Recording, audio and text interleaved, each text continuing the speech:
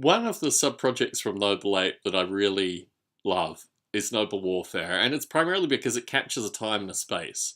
In 2003, 2004, I was living in the UK with my wife in a place called Wilmslow, and we lived next to basically the town park, or, and you know, when they had fireworks, whatever, the townsfolk would come out to this park. It was basically a football field, fairground kind of thing, but it was loosely known as a park. I lived on Park Road in Wilmslow. And a few, well, probably half a mile, about in that kind of distance, there was a large bog called Lindau Bog, I guess, or Lindau Commons or something. Anyway, within the bog, there was a body found, the bog man, that turned out to be some Dark Age, maybe pre-Dark Age warrior king.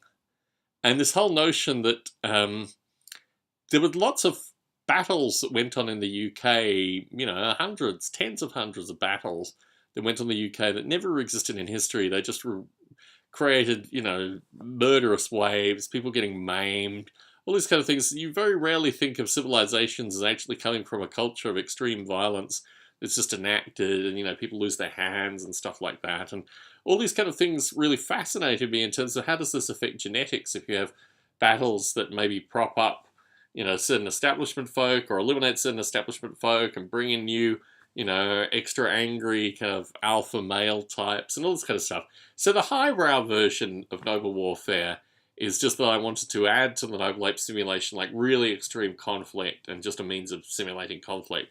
And the lowbrow version is that there was a TV show called Time Commanders. I personally was interested in the Total War series of video games.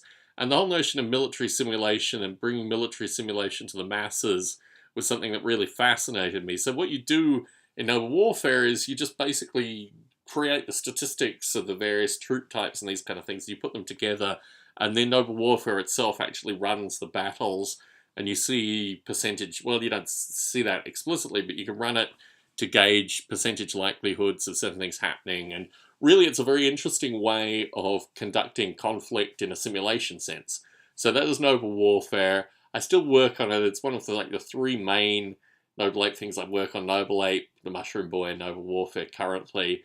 But it always brings a smile to my face because I just reflect on that time in the UK, which was a particularly strong and happy memory for me and my wife. And yeah, I always think of Noble Warfare, and I still work on it to this day.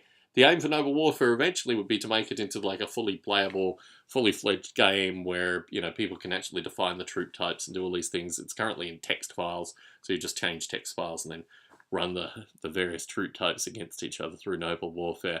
But that's a sub-project of Noble Ape that always brings a smile to my face just thinking about the original time it was created.